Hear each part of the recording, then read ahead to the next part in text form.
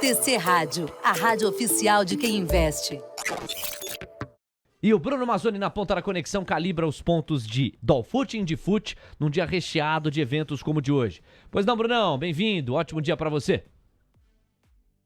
Fala, Léo, muito bom dia. Muito bom dia para todos aí no estúdio, para quem nos acompanha também no YouTube e na TC Station. Hoje que eu tô pelado aqui de gráfico com real time, vou colocar para vocês, pessoal, vou compartilhar o gráfico do mini índice congelado pré-abertura. Eu estou olhando ele aqui no Profit, passando nos pontos específicos, então vamos lá. Com esse eminente rompimento dos 121,850, pessoal, o índice para mim só tem suporte no 121,185, 121,165. São os principais suportes, esse gráfico que eu postei lá no TC. E para cima, caso ele venha a animar aqui hoje novamente, pessoal, 122,510, 122,740. Então, durante essa abertura, melhor dizendo, eu ficaria com 121,185, Léo, 121,165 para o Indifute, não teria suporte nessa região aqui do 121,600, deixaria romper ali só no 121,185, 121,165. O dolinha, também no congelo aqui, ele já chegou a tocar, se não me engano, a mínima em 89, né, entre 4,789, então já chegou a tocar nesse pontinho aqui, não vale mais, acaba ficando 4,794,5 e o 4,793,5 também como suporte, e aí o único alvo, se não tocou ontem, não foi a máxima, 4,817,5, 4,819,5, 4,823,5 são os principais pontos aí do dólar, Léo. Boa, garotinho, 9 horas 20 minutos. Bruno Mazzoni com a gente, já de volta. Aí com o tempero internacional que o Diego vai atualizar para os gráficos da terra do Tio Sam e também as commodities.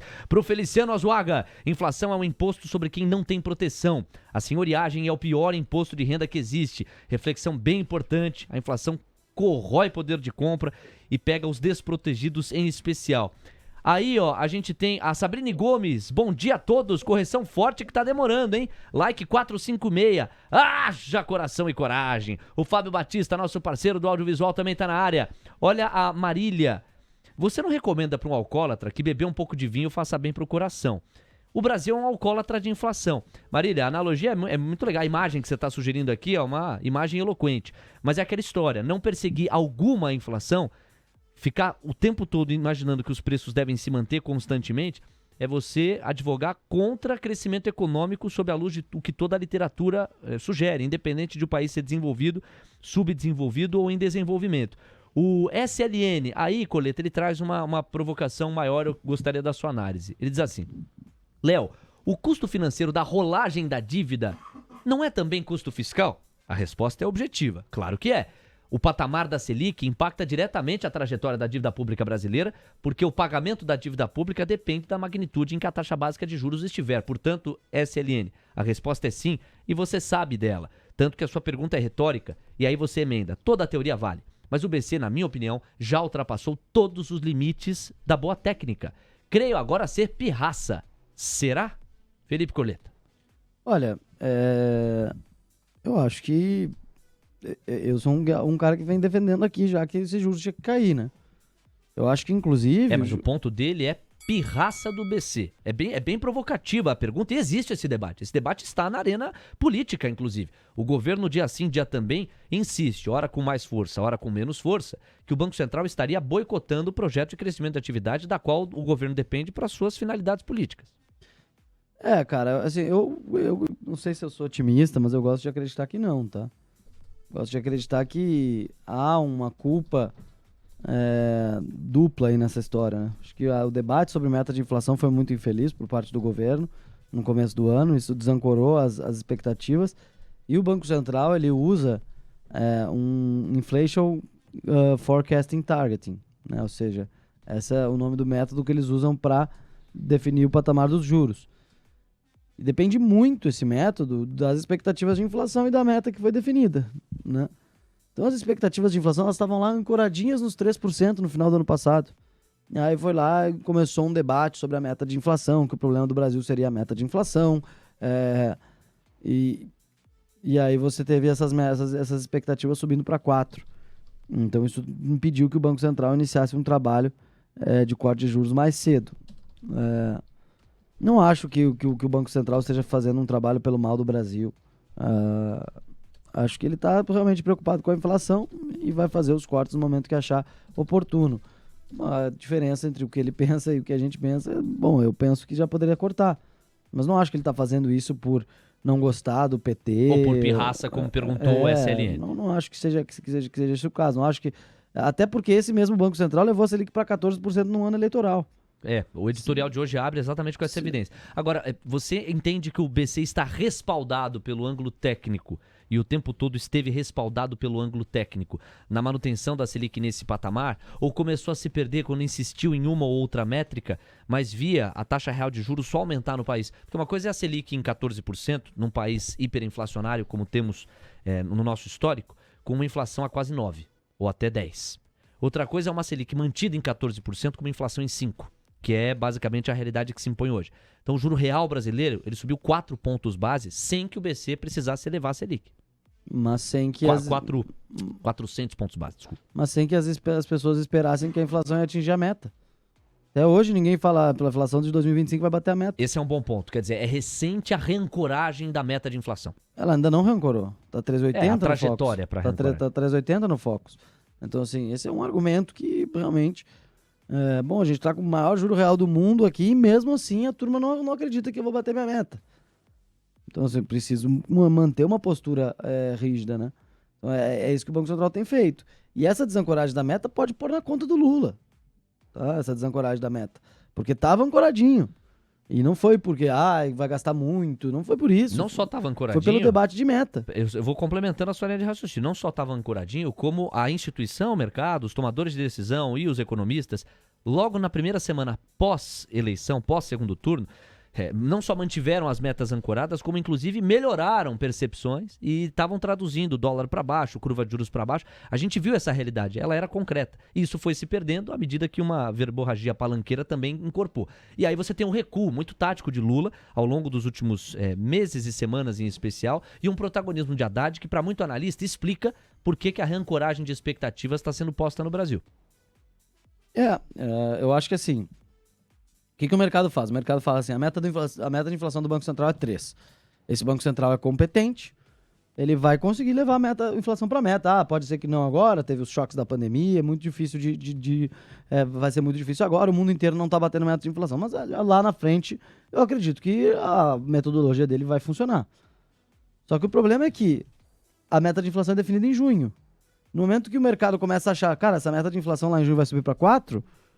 o mercado começa a colocar as expectativas de inflação lá para 2024. Se a gente olhar no Boletim Focus, a expectativa de inflação que começou a cair, que são essas linhas preta, amarela e vermelha, começou a cair. Faz umas 2 ou 3 semanas que começou a cair a expectativa de inflação.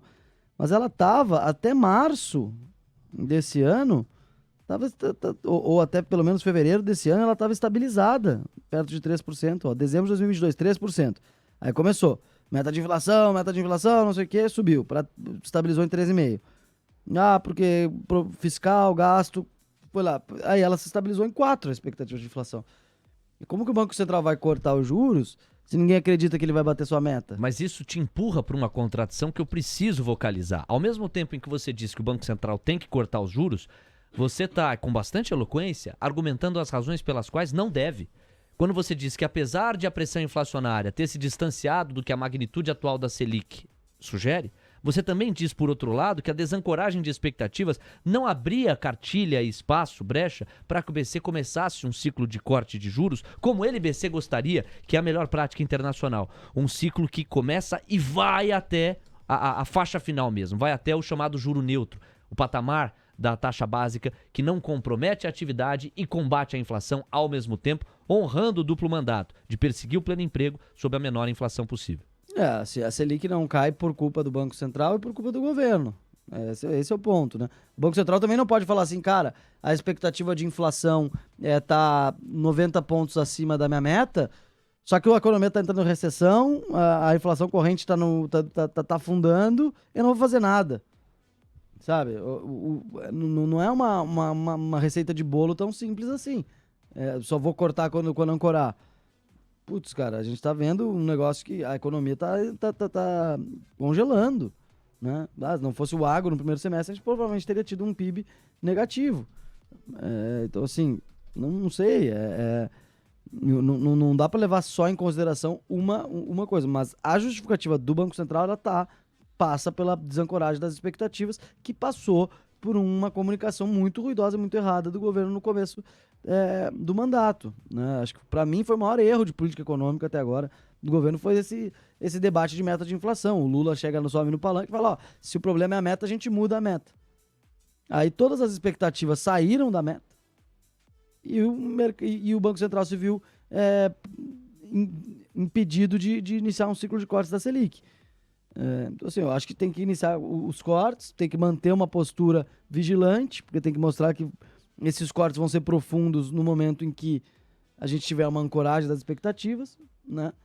Então, assim, vão ser cortes ali com algum tom ainda de preocupação com essa desancoragem de expectativas, a não ser que a gente veja aí, após o dia 29, uma reancoragem ampla das expectativas de inflação em torno da meta do Banco Central. 9h29, tá bonito de ver, pro Daniel Zang, pro Germano Júnior, pro Albino Vieira, pro Orestes Comerlato, tem muita pergunta chegando. Vamos agilizar aqui algumas pendências que nós temos. Quase 9h30, então deixa eu convocar o nosso primeira atualização do mercado de futuros. Dólar FUT subindo 0,33%. Temos uma direção. O dólar está avançando, R$ 4,816 na semana. A moeda americana está caindo 0,26%, ou seja, a fotografia leve de alta ontem e a fotografia de alta hoje, somadas, ainda não são suficientes para compensar o que a moeda americana caiu na segunda-feira, aquela forte pancada de baixa. Na semana, o dólar ainda caindo 0,21%. Indifuti, recuando na mínima intradiária, 121.705 pontos. E a moeda americana tirando as manguinhas de fora de vez, 0,41% de ganho, R$ 4,819. Curva de juros pedindo 1 ponto base e meio em média a mais. O Guilherme Cunha atualiza rapidamente o racional dele. Na sequência vem Diego Kerber com caldo internacional e o Bruno Mazzoni, mais um aprofundamento. Depois se despede e volta no mercado à vista. Alô, Gui, curva de juros de ladinho com recuo de 1 ponto base em média. O dólar deu uma estressada maior e o Indifut renova a mínima, 0,24% de recuo, 121.710 pontos.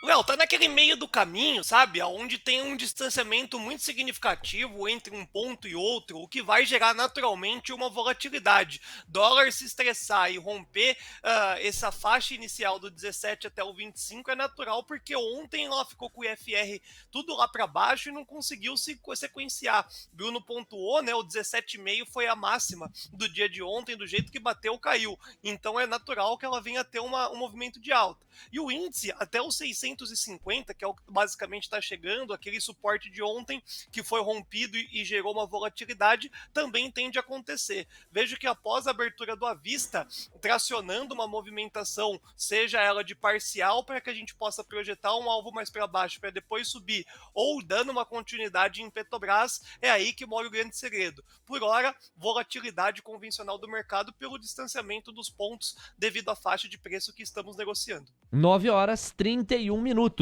Então vamos lá, conforme prometido, Diego, aquele panorama caldo internacional. Pois não? Vamos lá, só pontuar que estava marcado na nossa agenda, a gente tinha até pontuado na agenda, que agora, teoricamente, o presidente da República, Luiz Inácio Lula da Silva, se encontra com o Papa Francisco lá na Itália. A gente vai acompanhar em paralelo, não deve ter tanto impacto assim no mercado, mas de qualquer modo tá paga a informação. A princípio, agora às 9h30 da manhã tem esse encontro entre Lula e o Papa Francisco. Agora sim, vamos pro giro internacional, porque o Dow Jones Futuro vai recuando 0,20% agora, aos 34.286 pontos, deu uma leve piorada. Mesma coisa pro S&P Futuro, que recua 0,24%, 4.424 pontos, enquanto o Nasdaq Futuro tem recuo de 0,34%, também deu uma acelerada na queda, 15.204 pontos agora é a pontuação do Nasdaq Futuro. Falando do DXY, começou a se mover com um pouco mais de clareza para cima, 0,09% de avanço,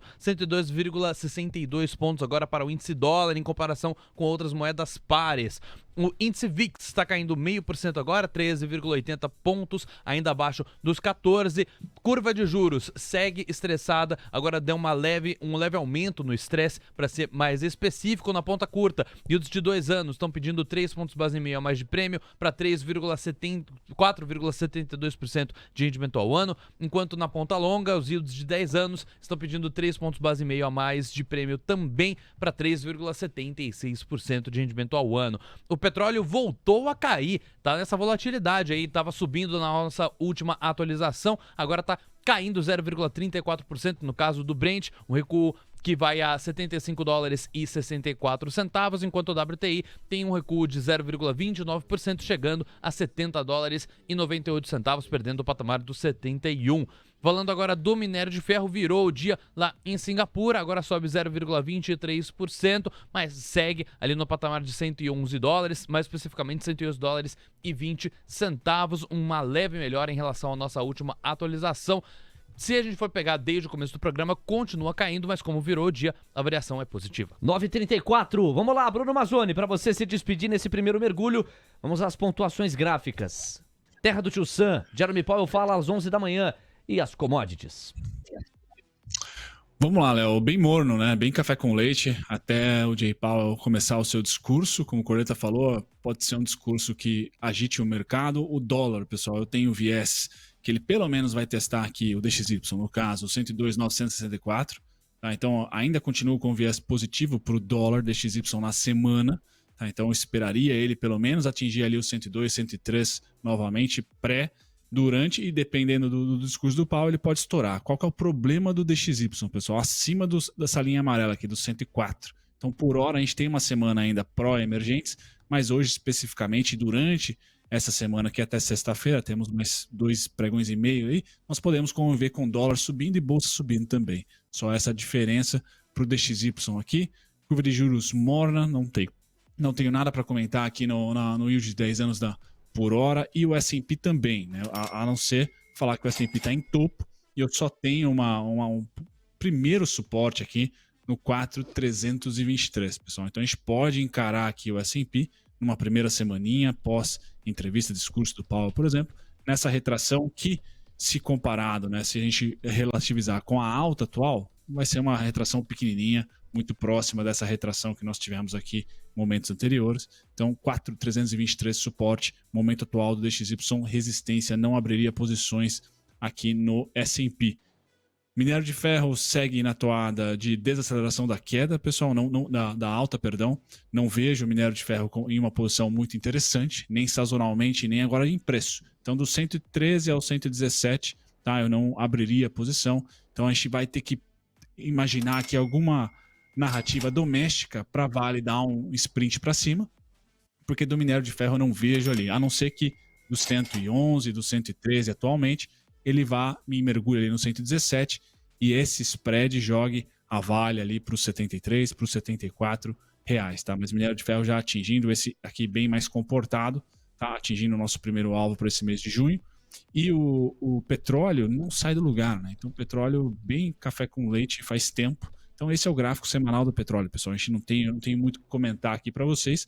Esse é o melhor cenário para a Petrobras, só isso. Petróleo estável, Petrobras sobe. Petróleo em alta, talvez a Petrobras não vá muito bem, enquanto que as Junior Oils vão bem. Nesse momento aqui, ainda a preço de $75, é ótimo para todas, pessoal. Tanto para a Junior Oil como para a Petrobras. Porém, no curtíssimo prazo, talvez aí perca protagonismo as Junior Oils, porque o petróleo não está se animando, Léo, no verão americano.